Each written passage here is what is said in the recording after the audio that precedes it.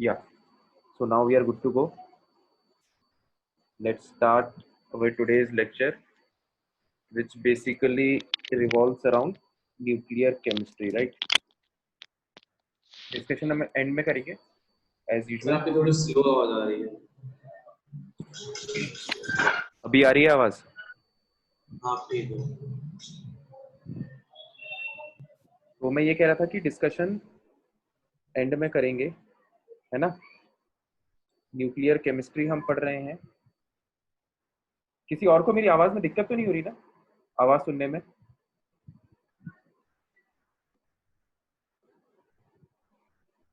No sir. ठीक है, तो न्यूक्लियर केमिस्ट्री हम स्टार्ट करते हैं.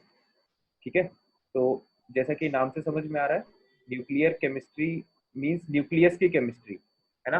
तो यहाँ पर हम न्यूक्लियस से रिलेटेड, मतलब न्यूक्लियस से रिलेटेड प्रोसेसेस देखेंगे जहाँ पर न्यूक्लियस एटम का चेंज हो जाएगा. ठीक है, तो ये तो चलो वर्ड से अपन को क्या समझ में आया ये हमने समझा. अब इसकी डेफिनेशन हम लिख लेते हैं पहले. इसे बहुत ज़्यादा है कुछ नहीं अपने सिलेबस में, तो मुश्किल 15-20 मिनट लगेगा इसको डिस्कस करने में. स्पॉन्टेनियस मतलब न्यूक्लियर केमिस्ट्री अपने आप में एक बहुत बड़ा सब्जेक्ट है और बहुत इंपॉर्टेंट भी है. जैसे कि न्यूक्लियर बॉम्ब्स वगैरह आपने सुना होगा. Nuclear bomb is a very important entity in the history of Mankind. ठीक है, तो उस लिहाज से देखा जाए तो ये न्यूक्लियर केमिस्ट्री बहुत वास्ट और एक इम्पॉर्टेंट सब्जेक्ट है, लेकिन यहाँ अपने सिलेबस में काफ़ी लिमिटेड फॉर्म में दिया हुआ है ना, और काफ़ी सिंपल क्वेश्चंस आते हैं इससे. nuclear spontaneous disintegration of nuclei due to emission of radiations like alpha beta and gamma. Alpha beta and gamma is called radioactivity. तो न्यूक्लियर केमिस्ट्री में रेडियो एक्टिविटी एक इम्पॉर्टेंट फिनोमिना है जो हमें पता होना चाहिए. Spontaneous disintegration of alpha beta gamma, है ना. तो अभी डेफिनेशन समझते हैं एक बार. देखो, स्पॉन्टेनियस डिसइंटीग्रेशन ऑफ न्यूक्लियाई, है ना. न्यूक्लियाई का अपने आप, किसी एक पर्टिकुलर न्यूक्लियस का अपने आप टूटना. ठीक है, डिसइंटीग्रेशन मतलब होता है ब्रेक होना. स्पॉन्टेनियस मतलब होता है अपने आप. तो किसी न्यूक्लियस का अपने आप ब्रेक होना, और होने से ब्रेक होने से क्या होता है, रेडिएशंस रिलीज होते हैं. एमिशन ऑफ रेडिएशंस मतलब रेडिएशंस का बाहर निकलना. कैसे रेडिएशंस? जैसे alpha radiation, beta radiation, gamma radiation. इस फिनोमिना को रेडियो एक्टिविटी बोलते हैं. तो यहाँ पर बेसिकली जो न्यूक्लियस है वो चेंज हो जाता है. फॉर एग्जांपल, सर आपकी आवाज थोड़ी सी कम आ रही है. कम आ रही है क्या? एक मिनट. अभी ज्यादा तेज आ रही है? अभी भी कम आ रही है क्या? सर अभी कम आ रही है, फिर ज्यादा हो रही है, ऐसा हो रहा है. फ्लक्चुएट हो रही है आवाज? हाँ सर, अभी आपकी मतलब आपने जरा माइक क्लोज रख लिया ना, तो हवा भी आ रही है. माइक क्लोज रख दिया तो हवा भी आ रही है. हाँ अभी अभी कैसी आ रही है आवाज? वैसे स्लो ही है. अच्छा, स्लो, ज्यादा स्लो आ रही है क्या? हाँ समझ में तो आ रहा है, 10 सर लोग नहीं. ठीक है इतना. मतलब चल जाएगा? नहीं तो फिर मैं एक दूसरा ईयरफोन चेक करूं? चल जाएगा सर. चलो चल जाएगा तो ठीक है. फिर अगली क्लास में मैं दूसरा ईयरफोन भी चेक कर लूंगा एक बार, है ना. ठीक है, तो अभी हम एग्जाम्पल देख रहे थे. तो जैसे फॉर एग्जाम्पल ये एक एटम है. जैसे यूरेनियम एक पॉपुलर रेडियो एक्टिव एटम है.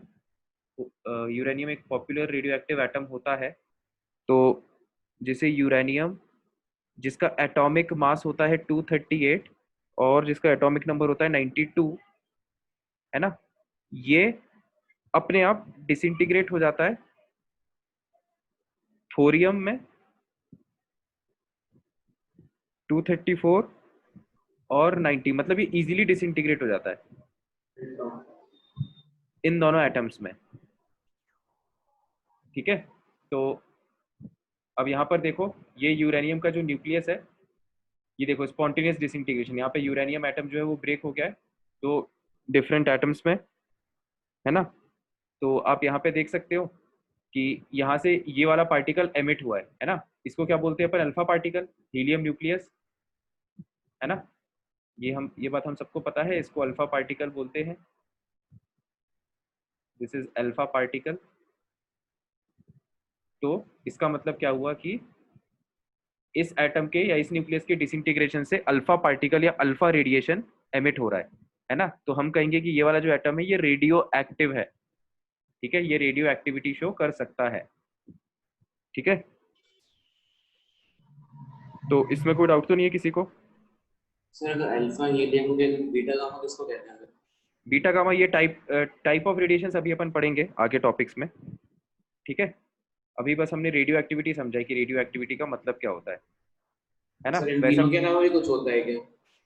अल्फा बीटा गामा नहीं, मेन तो यही रेडिएशंस होते हैं, है ना। और भी होते मतलब हैं कोई भी लेकिन पार्टिकल अगर sir alpha beta gamma release मतलब निकाल रहा है तो मतलब वो रेडियो एक्टिव होगा।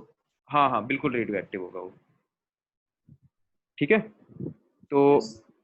देखो, इसमें अपन को रेडियो एक्टिविटी में एक इंपॉर्टेंट बात ये ध्यान में रखनी पड़ती है कि ये जो रिएक्शन है, जो हम रिएक्शन लिखते हैं, वो रिएक्शन बैलेंस्ड होती है ना। बैलेंस्ड किस सेंस में होती है कि जो टोटल नंबर ऑफ प्रोटॉन्स है और जो टोटल नंबर ऑफ न्यूट्रॉन्स है वो दोनों साइड सेम रहेंगे, ठीक है। फॉर एग्जाम्पल यहाँ पर अगर आप देखो तो लेफ्ट साइड में कितने प्रोटॉन्स है टोटल? एटॉमिक नंबर के बराबर, मतलब 92, है ना। और राइट साइड में कितने प्रोटॉन है टोटल? 90, है ना, प्लस 2 प्रोटॉन उसके 2, टोटल कितने प्रोटॉन्स हो जाएंगे? 92, ठीक है।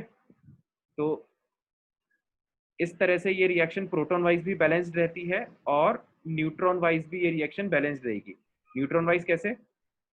कि देखो, अभी जो एटॉमिक मास है ना, ये एटॉमिक मास इसका दिया हुआ है 238।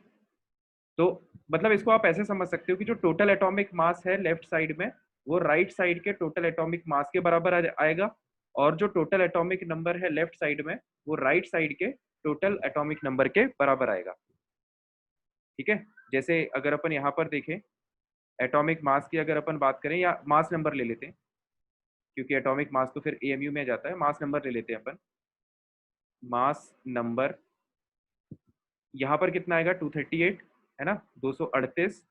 और यही चीज आप यहाँ पे देखोगे राइट साइड में, तो यहाँ पर आ रहा है मास नंबर 234, है ना, ये 234, और ये हीलियम का मास नंबर 4, है ना। तो mass number 234 plus mass number 4 मिला के ये कितना हो गया? 238, ठीक है। तो हम देख सकते हैं कि लेफ्ट साइड में और राइट साइड में मास नंबर, और लेफ्ट साइड में और राइट साइड में एटॉमिक नंबर, है ना, नंबर ऑफ प्रोटॉन्स मतलब atomic number actually remains same, ठीक है। तो ये बहुत इंपॉर्टेंट पॉइंट है, इसको हम लिख लेते हैं अब। इसको लिखो आप, total atomic number of all reactant species, ठीक है, is equal to total atomic number of all product species, है ना। यही बात अपन ने भी कही है, और ये जो सेम चीज है ये एटॉमिक मास के लिए भी वैलिड है, या मास नंबर के लिए भी वैलिड है ना। टोटल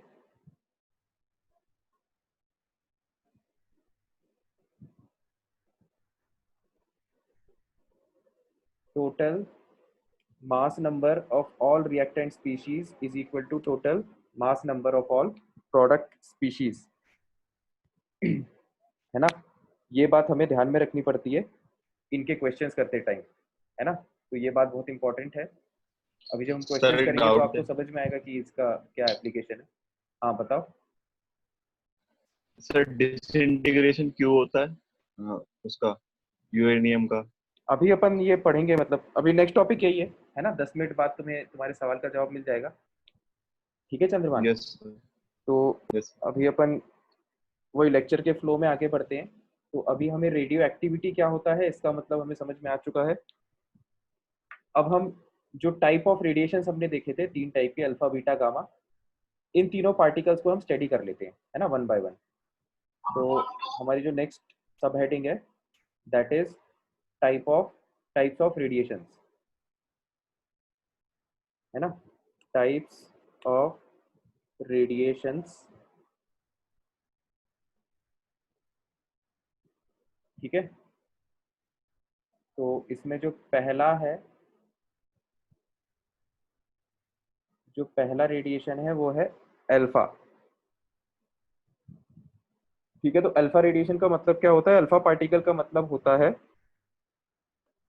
ये बात हमने एटॉमिक स्ट्रक्चर में भी लिखी है, it is positively charged helium nucleus, है ना, इस पे +2 चार्ज आता है, मतलब alpha particle is positively charge helium nucleus. ठीक है, इसको चाहो तो दोबारा लिख सकते हो, it is actually nucleus of helium atom. ठीक है, सर इसमें इलेक्ट्रॉन्स नहीं होते क्या? किसमें? अल्फा अल्फा पार्टिकल में? पार्टिकल में? नहीं, इसमें इलेक्ट्रॉन्स नहीं होते। Yes sir. फिर ओके सर। बीटा पार्टिकल है अगला, है ना, बीटा पार्टिकल जिसे बीटा माइनस भी बोला जाता है। ठीक है, बीटा माइनस या बीटा ये दोनों का एक, मतलब एक ही पार्टिकल को दोनों चीजें बोलते हैं। इसका मतलब होता है इलेक्ट्रॉन, है ना, बीटा पार्टिकल का मतलब होता है इलेक्ट्रॉन। तो इलेक्ट्रॉन को अपन कैसे रिप्रेजेंट करते हैं? -1 नीचे और 0 ऊपर। ठीक है, ये इलेक्ट्रॉन का रिप्रेजेंटेशन इंपॉर्टेंट है, इसको ध्यान में रखना सभी लोग। ठीक है, इसको अपन ऐसे एक लिखते हैं इलेक्ट्रॉन कि आता है, कैसा? सिर्फ एक इलेक्ट्रॉन आएगा। हाँ, एक बीटा पार्टिकल मतलब एक इलेक्ट्रॉन, एक अल्फा पार्टिकल मतलब एक हीलियम न्यूक्लियस। ठीक है, यस। तो इसमें इलेक्ट्रॉन जो है, इस पे देखो एटॉमिक नंबर इसका -1 कहा गया है। ये -1 इस सेंस में कहा गया है क्योंकि प्रोटॉन, अगर 1 प्रोटॉन होता तो एटॉमिक नंबर +1 होता। ठीक है, लेकिन ये इलेक्ट्रॉन है तो ये नेगेटिवली चार्ज है, तो इसलिए इसको -1 दिखा दिया जाता है ना। तो ये ऐसा कहा जाता है कि इलेक्ट्रॉन का एटॉमिक नंबर -1 है। फिर एटॉमिक मास की, या अपन सर मास नंबर, हाँ बोलो। सर ये पार्टिकल ऑब्टेन कैसे होता है, मतलब बनता कैसे है पार्टिकल? -1 सर, मतलब किसी भी -1, मतलब कोई भी इलेक्ट्रॉन होगा सर, मतलब उसको बीटा ये पार्टिकल कह देंगे। रिप्रेजेंटेशन है इसका, ये इसका रिप्रेजेंटेशन है। अभी जब अपन रिएक्शन लिखेंगे ना तब तुम्हें समझ में आ जाएगा कि अपन ऐसा लिखते क्यों है। सर ऐसा कह सकते हैं एस सब शेल में 2 बीटा पार्टिकल है, कैसा? एस सबशेल में 2 बीटा पार्टिकल है। एस सबशेल में 2 बीटा पार्टिकल है, मतलब 2 इलेक्ट्रॉन है, तुम ये कह रहे हो? हाँ ऐसा बोल सकते हैं, मतलब उसको बीटा कह सकते हैं एक इलेक्ट्रॉन को। यार ये एक्चुअली रेडिएशन को कहते हैं, जब इलेक्ट्रॉन बाहर निकलता है ना तब अपन उसको कहते हैं कि बीटा पार्टिकल या बीटा रेडिएशन बाहर निकल रही है। मतलब ये स्टेटमेंट इस तरह से कहा नहीं जाता जिस फॉर्म में तुम कह रहे हो ना कि एस सबशेल में 2 बीटा पार्टिकल है, ऐसा कहा नहीं जाता है जनरली। तो फिर जब अपन ट्रांजिशन पढ़ते हैं तब तो फोटोन बाहर निकल रहे थे, तो इलेक्ट्रॉन कब निकलते हैं? हाँ तो सही बात है ना, फोटोन बाहर निकलते हैं ट्रांजिशन से। इलेक्ट्रॉन कब निकलेंगे फिर? तो वो एटॉमिक ट्रांजिशन वो तो अलग है ना, वो तो एटॉमिक स्ट्रक्चर, वो तो नॉर्मल केमिस्ट्री है, ये अपन न्यूक्लियर केमिस्ट्री देख रहे हैं कि इसमें जो यस। न्यूक्लियस है, देखो न्यूक्लियस ब्रेक हो जाता है।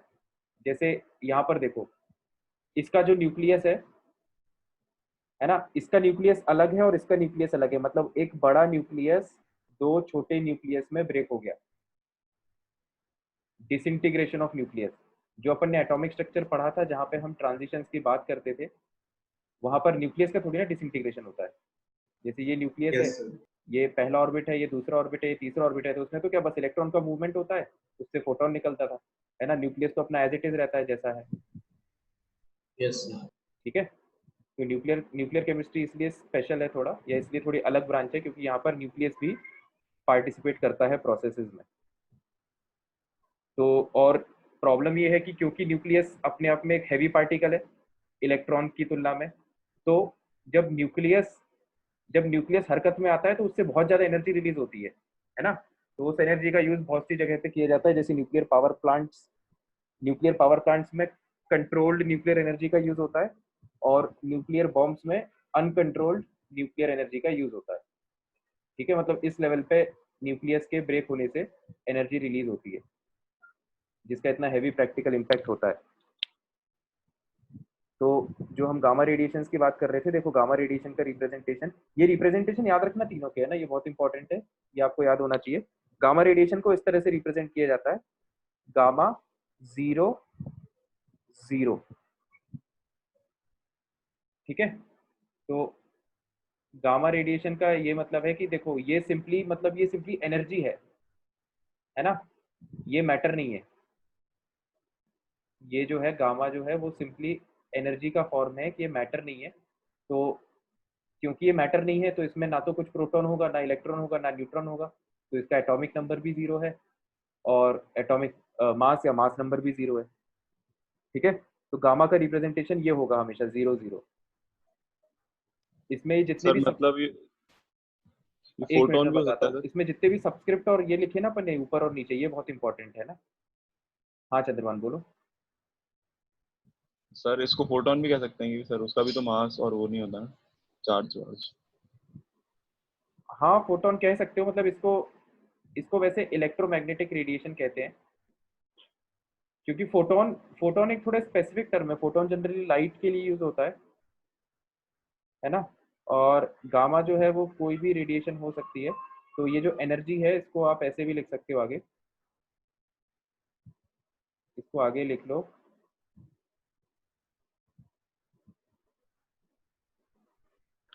इलेक्ट्रोमैग्नेटिक रेडिएशन,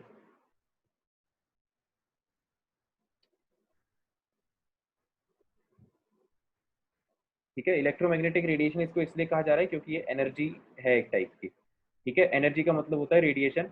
अब यहाँ पर एक बात इंपॉर्टेंट है कि कुछ स्टूडेंट को ऐसा कंफ्यूजन हो सकता है कि टाइप्स ऑफ रेडिएशन में अपन अल्फा पार्टिकल जो लिख रहे हैं, अल्फा पार्टिकल एक मैटर है ना। यहाँ पे दिख रहा है कि एक मैटर है, इसमें प्रोटॉन्स भी हैं और न्यूट्रॉन्स भी हैं, ठीक है। तो ऐसा कंफ्यूजन ये हो सकता है किसी किसी को कि क्योंकि ये मैटर है तो हम इसको रेडिएशन क्यों कह रहे हैं। तो इसको इस सेंस में आप समझ सकते हो, ये सिंपल मतलब केवल टर्मिनोलॉजीज हैं बोलने के लिए, कि ऐसा कहा जाता है कि न्यूक्लियस से अगर कोई पार्टिकल बाहर निकल रहा है तो हम उसे ऐसा कह देते हैं कि वो न्यूक्लियस का रेडिएशन है ना, न्यूक्लियर रेडिएशन, ठीक है। तो न्यूक्लियस के रिस्पेक्ट में इसको रेडिएशन बोल दिया जाता है ना। तो ये न्यूक्लियर रेडिएशन है, बीटा पार्टिकल भी एक न्यूक्लियर रेडिएशन है और गामा भी एक न्यूक्लियर रेडिएशन है। लेकिन क्योंकि गामा एनर्जी है अपने आप में, तो इसलिए इसको ये इलेक्ट्रोमैग्नेटिक रेडिएशन भी है, ठीक है, मैटर नहीं है ये, है ना। तो ये कुछ सिंपल सिंपल बातें थी जो आपको ध्यान में रखना है। और फिर इसमें एक इम्पॉर्टेंट पॉइंट आता है पेनिट्रेटिंग पावर,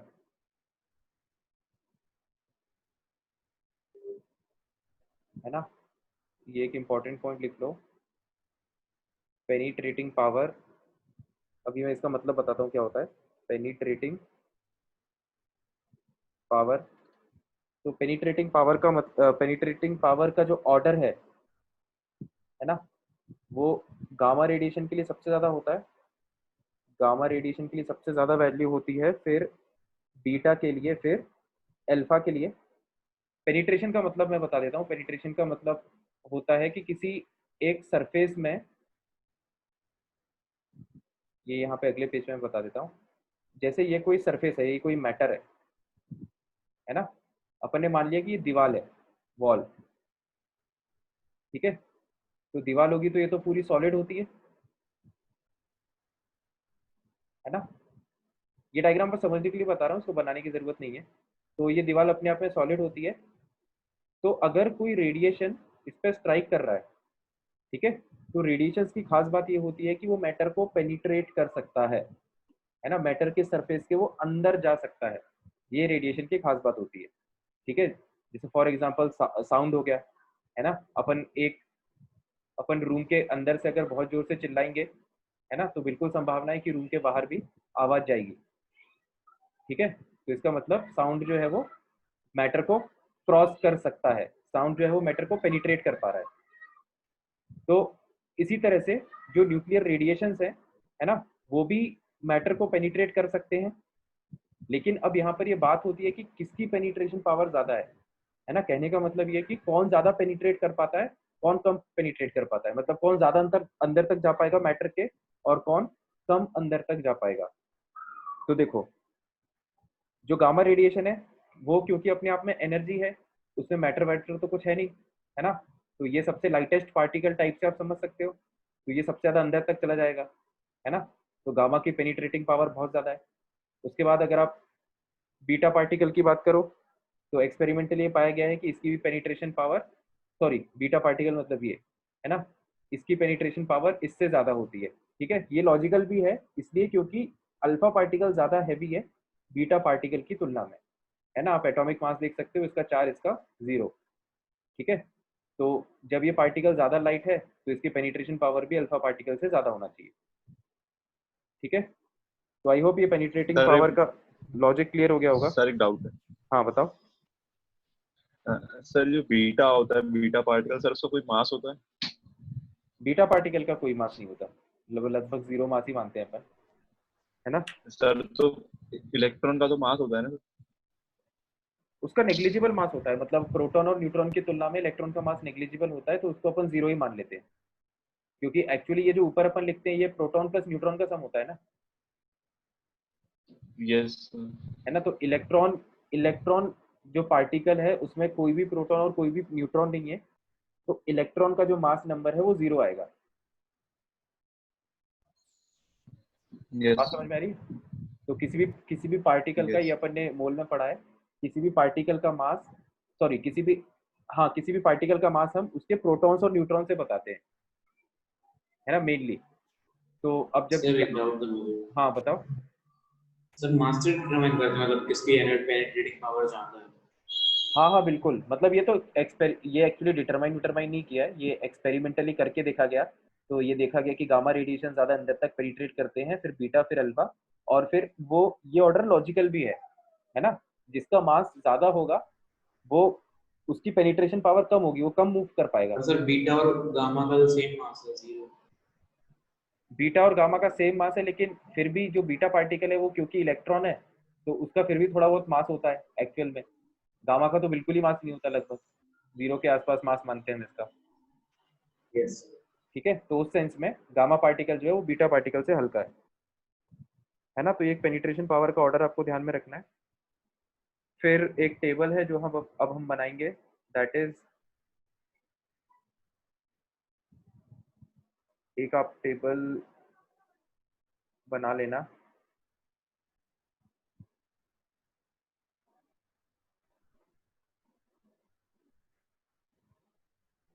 ये है उसका, उसकी हेडिंग वाली रो, है ना।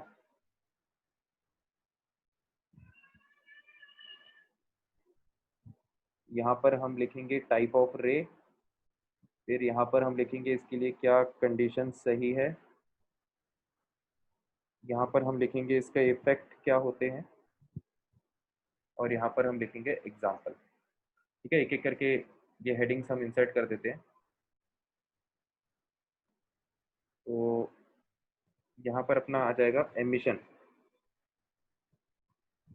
एमिशन नहीं, इसको रे लिख लो, रे, रे या रेडिएशन लिख लो, इसको रेडिएशन, रेडिएशन, है ना। फिर यहाँ पर आ जाएगा यूजुअल कंडीशन, यूजुअल कंडीशन।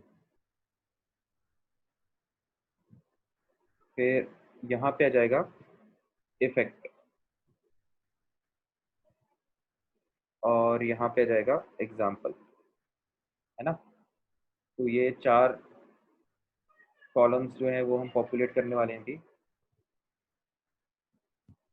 तो जैसे हम पहले रेडिएशन की अगर हम बात करें तो पहली रेडिएशन है अल्फा रेडिएशन, है ना। अल्फा रेडिएशन कब एमिट होती है, जनरली जो उसकी यूजुअल कंडीशन है वो होती है Z ग्रेटर देन 83, है ना। इसका मतलब ये है कि 80 वो एटम्स जिनका एटॉमिक नंबर 83 से ज्यादा है वो रेडियो एक्टिव होते हैं, है ना। ये आपको पीरियोडिक टेबल जब आप पढ़ोगे तो उसमें भी आपको दिखेंगे कि जो हैवियर एटम्स है वो जनरली रेडियो एक्टिव होते हैं।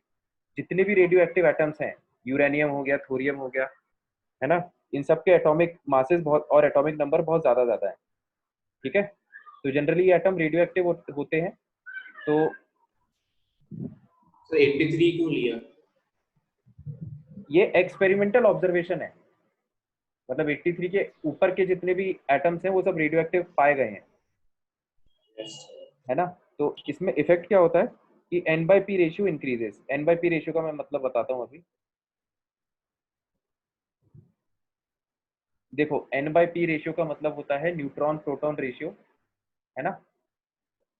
एन मतलब न्यूट्रॉन, पी मतलब प्रोटॉन, ठीक है। तो न्यूट्रॉन प्रोटॉन रेशियो इस टेबल के ऊपर, इस टेबल के ऊपर एक लाइन लिख लेना आप लोग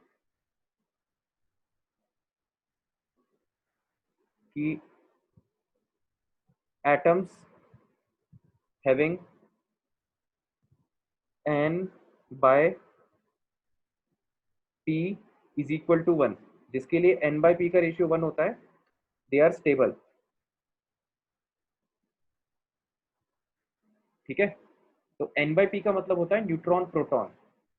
तो वैसे एटम जिसमें न्यूट्रॉन और प्रोटॉन लगभग बराबर होते हैं वो स्टेबल होते हैं, और जितने ज्यादा बराबर के आसपास होंगे, है ना, उतना ज्यादा स्टेबल होगा। जितना ज्यादा इन दोनों में डिफरेंस होता जाएगा उतना जो एटम है वो कम स्टेबल होता जाएगा और वो ज्यादा रेडियो एक्टिव होता जाएगा, ठीक है। तो N by P is equal to 1, वैसे एटम्स स्टेबल होते हैं, ऐसा पाया गया है एक्सपेरिमेंटली, ठीक है। तो इसका वही रीजन होगा कि एन बाई पी का जब रेशियो 1 होता है तो वो जो एटम है या वो जो न्यूक्लियस है वो ज्यादा सिमेट्रिक होता है, ठीक है। न्यूक्लियस के अंदर होते हैं प्रोटॉन्स और न्यूट्रॉन्स, तो अगर न्यूट्रॉन्स और प्रोटॉन्स की संख्या बराबर है तो वो एटम ज्यादा, वो न्यूक्लियस ज्यादा सिमेट्रिक होता होगा, इसलिए ज्यादा स्टेबल होगा, ठीक है। इस तरह के लॉजिक्स मतलब इसके फेवर में दिए जाते हैं। तो कैल्शियम मतलब स्टेबल होगा? कैल्शियम हाँ बिल्कुल स्टेबल है यार, अपने आप में एक स्टेबल एटम है, रेडियो एक्टिव नहीं है कैल्शियम, ठीक है। यस। तो मत, अब होता ये है, सर मतलब जो हाँ बोलो। सर मतलब जो स्टेबल नहीं है वो रेडियो एक्टिव होंगे, ऐसा हाँ कुछ? जो स्टेबल नहीं है वो स्टेबल एटम्स में कन्वर्ट होने की काफ़ी टेंडेंसी रखते हैं, तो उनको थोड़ी सी भी एनर्जी अगर प्रोवाइड हो तो बहुत जल्दी एक रिलेटिवली स्टेबल एटम में कन्वर्ट हो जाते हैं और वो कॉन्सिक्वेंटली रेडिएशन एमिट करते हैं, ठीक है, जैसे हम रेडियो सर एक्टिविटी में पढ़ते हैं। सर हाँ बोलो। अगर जैसे मतलब 83 से जिनका भी एटॉमिक मास कम होगा वो सारे स्टेबल होंगे? एटॉमिक मास नहीं, एटॉमिक नंबर जेड। हाँ, एटॉमिक नंबर। हाँ उनको स्टेबल माना जाता है। और उनका N by P ratio equal होगा? नहीं वो फिर एन बाई पी रेशियो पे डिपेंड करेगा, अगर जेड से वैल्यू कम है और फिर भी अगर N by P ratio high है तो फिर वो अल्फा रेडिएशन नहीं एमिट करेगा, वो कोई दूसरे टाइप का रेडिएशन एमिट करेगा जो अभी अपन पढ़ेंगे आगे लिस्ट में, ठीक है। सर 1 से कम भी होता है क्या एन बाई पी रेशियो? हाँ हाँ बिल्कुल कम हो सकता है ना। अभी अपन देखेंगे उन सबके एग्जांपल्स। तो देखो अब यहाँ पर देखो मुद्दे की बात क्या है कि अगर कोई एटम ऐसा है जिसका एटॉमिक नंबर 83 से ज्यादा है, तो क्योंकि वो अनस्टेबल है तो वो अल्फा रेडिएशन एमिट करेगा, है ना। मतलब वो जिस टाइप की रेडिएशन एमिट करेगा स्टेबल होने के लिए वो रेडिएशन अल्फा रेडिएशन होगी। तो अल्फा रेडिएशन एमिट करने से क्या होगा, फॉर एग्जाम्पल वही अपन यूरेनियम वाला एग्जाम्पल ले लेते हैं, ध्यान से देखिएगा। यूरेनियम 238 और 92 ये ब्रेक होता है एक ऐसे न्यूक्लियस में जिसका एटॉमिक नंबर होता है 90 और 234, और साथ में ये एमिट करता है अल्फा पार्टिकल, है ना, हीलियम न्यूक्लियस। तो अब यहाँ पर देखो ये एन बाई पी रेशियो है ना। एन बाई पी रेशियो कितना है, 238/92, और यहाँ पर जो एन बाई पी रेशियो है, यहाँ पर जो क्या कह रहा था मैं, हाँ यहाँ पर जो एन बाई पी रेशियो है ये रेशियो बढ़ गया है। मतलब मैं यहाँ पे लिख के बता देता हूँ कि इनिशियल जो एन बाई पी रेशियो था 238/92, आप इसकी वैल्यू कैलकुलेट करो इस फ्रैक्शन की, और फिर इस फ्रैक्शन की वैल्यू कैलकुलेट करो 234/90, तो इस फ्रैक्शन की वैल्यू ज़्यादा आएगी, ठीक है। तो इस फ्रैक्शन की वैल्यू ज़्यादा आएगी, इसका क्या मतलब है कि एन बाई पी रेशियो जो है वो, ध्यान से सुनना, अल्फा रेडिएशन एमिट होने के कारण एटम का जो एन बाई पी रेशियो है वो बढ़ जाता है ना। पहले एन बाई पी रेशियो कम था, बाद में एन बाई पी रेशियो बढ़ गया, ठीक है। तो ये अल्फा रेडिएशन का ये इफेक्ट है कि न्यूक्लियस का एन बाई पी रेशियो बढ़ जाता है। ठीक है। बाकी अल्फा रेडिएशन उतना इंपॉर्टेंट नहीं है ना। जब ये टेबल बन जाएगी तो मैं उसके बाद तुम्हें बता दूंगा कि इंपॉर्टेंट इसमें कौन कौन सा है जिससे क्वेश्चंस आते हैं जनरली। देखो अब सेकेंड टाइप का रेडिएशन है बीटा रेडिएशन। ठीक है, तो बीटा रेडिएशन जनरली कब एप्लीकेबल होता है, जब n/p रेशियो हाई हो, इफ n/p इज हाई। ठीक है, तो देखो अभी यहाँ पर अपन ने ऐसी कोई कंडीशन नहीं लगाई, ये किसी भी एटम के साथ हो सकता है ना। अगर उसका n/p रेशियो हाई है, मतलब 1 से अगर बहुत ज्यादा है, तो उसमें बीटा एमिशन होगा और n/p रेशियो क्या हो जाएगा, डिक्रीज हो जाएगा, है ना। हमारा ऑब्जेक्टिव वही है कि n/p रेशियो क्या होना चाहिए, कम होना चाहिए। तो बीटा रेडिएशन का क्या इफेक्ट होगा, इफेक्ट ये होगा कि n/p ratio will decrease. For example जैसे हम बात करें अगर कार्बन 6 और 14 की, ठीक है, तो ध्यान से समझना, कार्बन 14 ये कार्बन 12 का आइसोटोप है ना। ये बात आपको पता होगी, इस एटम को रेडियो एक्टिव भी कहा जाता है, ये भी काफी लोगों ने सुना होगा पहली क्लासेस में कि कार्बन का ये वाला आइसोटोप रेडियो एक्टिव होता है। तो रेडियो एक्टिव क्यों होता है, उसका यही कारण है कि देखो यहाँ पर n/p रेशियो 1 से ज्यादा आ रहा है ना, 14/6, this value is greater than 1। तो अब ये कैसे स्प्लिट होता है, ये ऐसे स्प्लिट सर वो होता तो है। नॉर्मल कार्बन का भी मतलब n/p रेशियो हाई है, 2 आ नहीं, रहा है। नॉर्मल कार्बन का तो 1 ही है ना। हाँ ठीक है सर। नॉर्मल का देखो n और p की वैल्यू अपन कैसे कैलकुलेट करते हैं, मैं एक बार ये चीज बता देता हूँ अगर किसी को कंफ्यूजन हो रहा हो तो।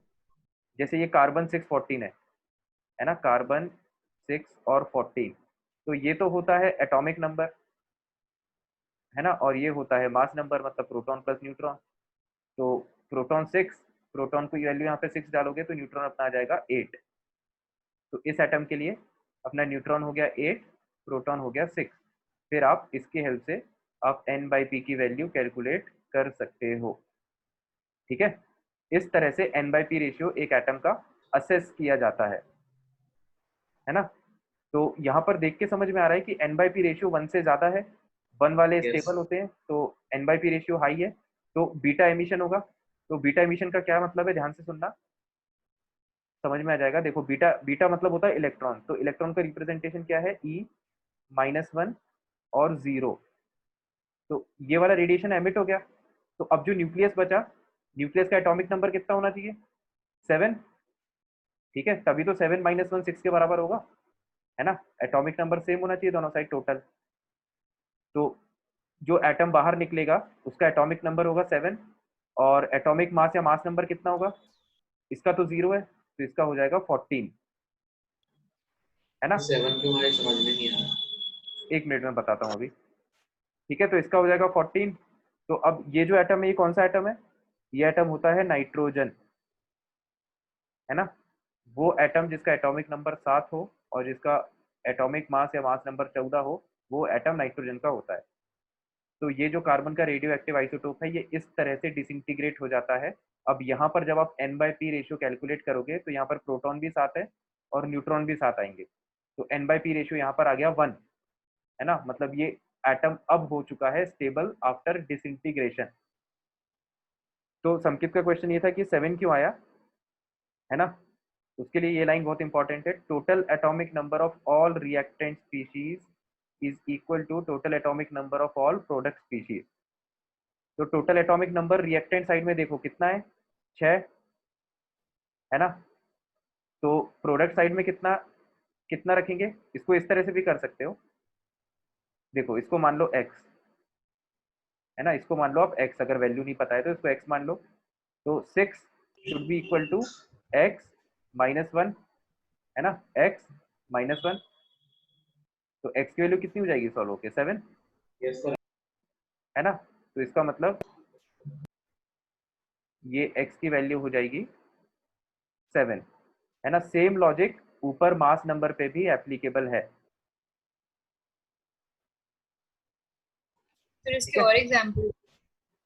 इसके बहुत सारे एग्जांपल्स हो सकते हैं, अपने सिलेबस में एग्जांपल्स नहीं है ना। सर अपन अपन को प्रैक्टिकली कह सकते हैं तो प्रैक्टिकली क्या, ऐसा कह सकते हैं कोई भी अगर कार्बन गैस आइसोटोप है तो हम्म, अगर एक इलेक्ट्रॉन निकालने तो एक नाइट्रोजन निकलेगा। कोई भी आइसोटोप नहीं, ये वाला आइसोटोप नहीं जिसका इसका, हाँ मास यही नंबर वाला 14 है। हाँ स्पेसिफिकली। हाँ, इसके साथ तो बिल्कुल ऐसा होगा। ठीक है, सर एक डाउट है। हाँ बताओ।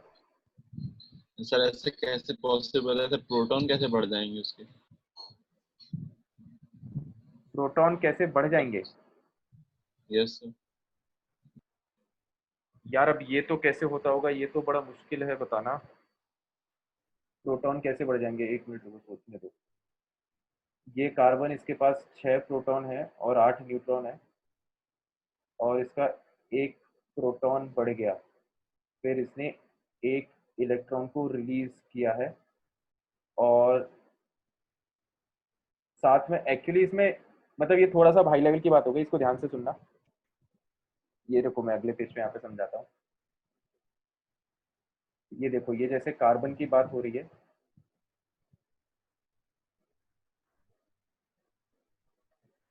ये न्यूमेरिकल में, ये अपन जो ये बात अभी यहाँ पे डिस्कस कर रहे हैं क्वेश्चन पॉइंट ऑफ व्यू से इंपॉर्टेंट नहीं है, ठीक है, तो बस इसको ऐसे ही कहानी की तरह सुन लो। इलेक्ट्रॉन है ना, E-1 0। तो एक्चुअल में हुआ ये है कि यहाँ पे 6 प्रोटॉन थे, है ना। तो एक प्रोटॉन जो है ना, जो एक प्रोटॉन मतलब इस यहाँ पर एक प्रोटॉन बढ़ चुका है ना, और एक इलेक्ट्रॉन जो है वो रिलीज हो गया। तो इसको जैसे अगर अपन डायग्रामेटिकली समझे, जैसे ये न्यूक्लियस है, फिर ये पहला ऑर्बिट है, ये दूसरा ऑर्बिट है, ठीक है, और ये अपना न्यूक्लियस है जहाँ पर 6 प्रोटॉन और 8 न्यूट्रॉन है ना, और टोटल 6 इलेक्ट्रॉन, 2 इलेक्ट्रॉन यहाँ पर और 4 इलेक्ट्रॉन यहाँ पर इसमें रिवॉल्व कर रहे हैं, ठीक है। उसके बाद अब यहाँ पर एक प्रोटॉन एक्स्ट्रा ऐड हो गया, है ना। तो जब एक प्रोटॉन एक्स्ट्रा ऐड होता है, तो मतलब कुछ मास इसमें ऐड हुआ है न्यूक्लियस में, तो ये कुछ मास को खुद से रिमूव करता है ना। तो एक इलेक्ट्रॉन जो है वो बाहर रिमूव हो जाएगा। तो अब देखो यहाँ पर ये एक इलेक्ट्रॉन रिमूव हो गया, एक प्रोटॉन इसमें ऐड हो गया, तो एक इलेक्ट्रॉन जो रिमूव हुआ है ये इसके साथ में कुछ मास को रिमूव करेगा, मास या फिर मास इक्विवेलेंट ऑफ एनर्जी को ये रिमूव करेगा। मतलब ये जो हरकत है ये इसके अंदर ही हो जाती है कि देखो, ये एटम पहले कार्बन का एटम था रेडियो एक्टिव, है ना। तो देखो ध्यान से सुनना, एक प्रोटॉन इसने लिया है, ठीक है। तो जब न्यूक्लियस ने मास कहीं से खींच लिया, तो एटम जो है वो उसको कंपेंसेट करने के लिए क्या करता है, वो ये जो मास है वो रिलीज कर देता है कुछ मास, है ना। तो एटम एक्चुअली क्या करता है, एक इलेक्ट्रॉन तो रिलीज किया, ध्यान से सुनना, और साथ में न्यूक्लियस ने कुछ मास रिलीज किया होगा या कुछ एनर्जी रिलीज की होगी, ठीक है। मतलब ये जो एनर्जी है, ये जो माल एटम से बाहर निकल रहा है, बहुत ध्यान से सुनना तो समझ में आएगा। इतना माल जो एटम से बाहर निकला, है ना, ये एटम से बाहर निकला है, ये एक इलेक्ट्रॉन प्लस मास एनर्जी, इतना माल किसके बराबर है, इतना माल एक प्रोटॉन के कंटेंट के बराबर है, ठीक है। तो एक प्रोटॉन जब न्यूक्लियस ने खींच लिया, तो उसको कंपेंसेट करने के लिए उसने एक इलेक्ट्रॉन रिलीज करवा दिया एटम से, और साथ में उसने खुद का कुछ मास रिलीज किया है, ठीक है। तो तभी जाके देखो प्रोटॉन का मास ज्यादा होता है इलेक्ट्रॉन से, है ना। तो अगर मास को वो करना है बराबर, तो इसका मतलब न्यूक्लियस जो है कुछ मास रिलीज भी कर रहा होगा, है ना। तो ये जो मास है या जो ये जो एनर्जी है, यही एनर्जी का यूज होता है न्यूक्लियर पावर प्लांट में इलेक्ट्रिसिटी को जनरेट करने के लिए, या न्यूक्लियर फिजन फ्यूजन रिएक्शंस करवाने के लिए, ठीक है। मतलब जो एक्चुअल पावर जो जनरेट होती है, जिसके लिए न्यूक्लियर रिएक्शंस का यूज किया जाता है, वो यही पावर है। ये जो डिफरेंस आता है ना, इसी चीज का, इसी फैक्टर का यूज किया जाता है, ठीक है। समझ में आ गया चंद्रपान? सर मुझे ये समझ में नहीं आया सर, फिर भी सर अगर उसने मतलब इतना एक इलेक्ट्रॉन और मास और एनर्जी छोड़ी, तो सर फिर भी प्रोटॉन कहाँ से आएगा उसके पास?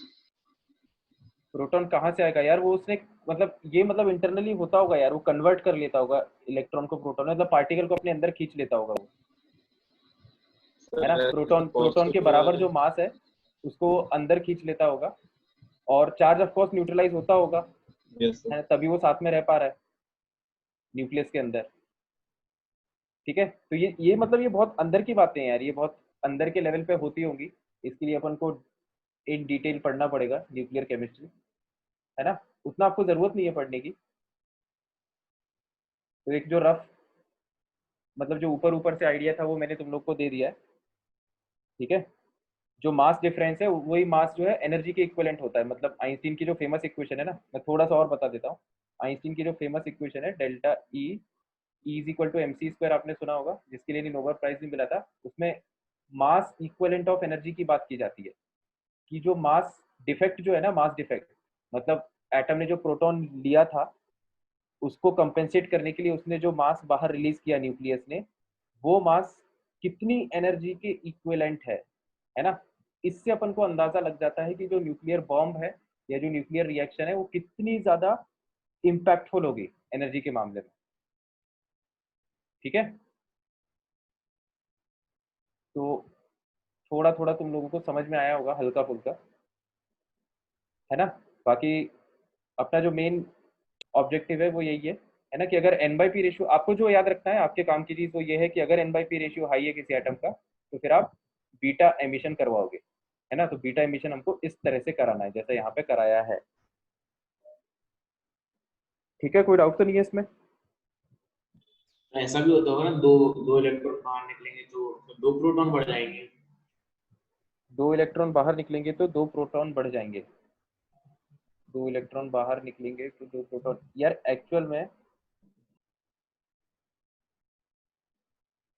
ये जो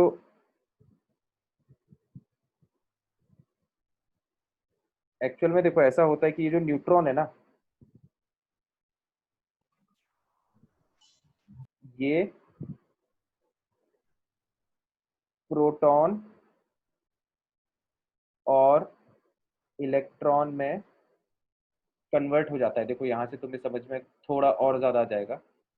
देखो एटॉमिक नंबर देखो, यहाँ पर 0 1 -1 0, एटॉमिक नंबर बैलेंस्ड है। मास नंबर देखो 1 1 1 और 0 1, मास नंबर भी बैलेंस्ड है ना। ये है न्यूट्रॉन।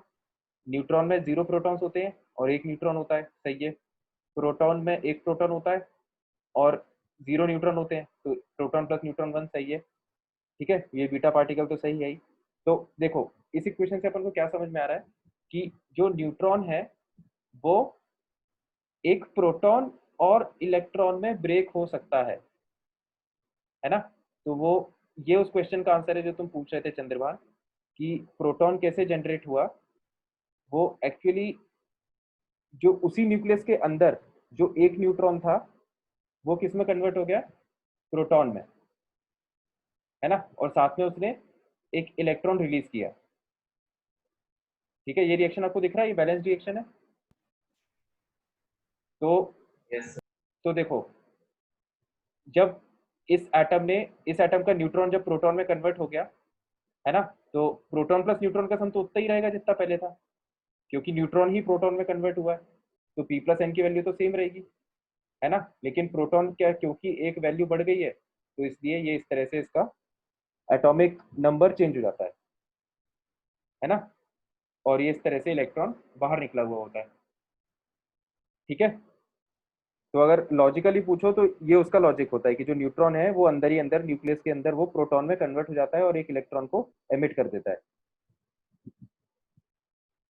ठीक है, बात क्लियर हुई है। सर हाँ बोलो।